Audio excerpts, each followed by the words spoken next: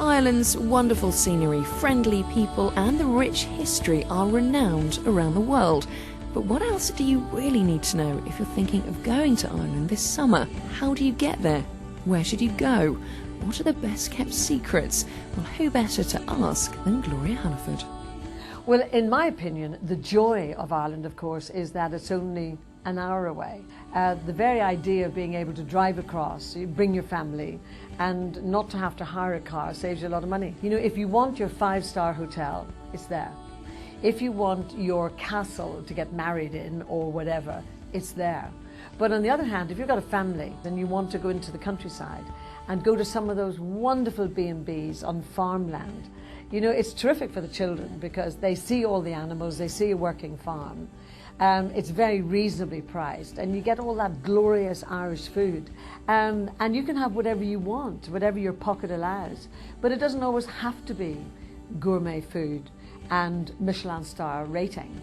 The pubs are great. You have gourmet pubs, you have standard pubs, you have great cafes that just serve good food. For example, in Dublin, there was a man who has, you would look at it and say it's a bog standard cafe. And yet that man has turned up at 7 o'clock every morning for 29 years, and he's open from 7 in the morning till 7 at night. And the big hotels in Dublin send their clients, their guests, there to sample really good, honest to God, down to earth Irish food. So whether you want to fish, play golf, surf, whatever you want to do is there. But walking is such a thing these days. You know, walking is so healthy for you anyway. And medically there's a great push on walking.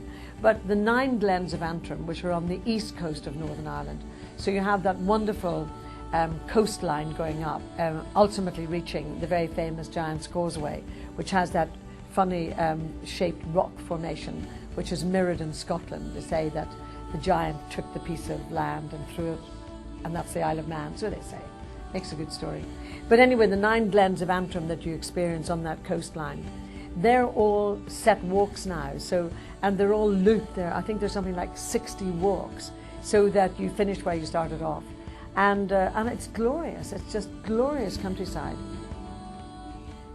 In these days of credit crunch and everything else that's going along with it, I think we are all looking for a bit of a deal, and we all have to try and put our belts in a bit. But that is again another joy of discovering Ireland, because with 229 flights going in there daily into a relatively small island, it means that there's always going to be competition. And with water routes, with all those ferry services going into Ireland as well, again there is competition, so there are good bargains to be had. And if you want to find out anything more about it, go to discoverireland.com.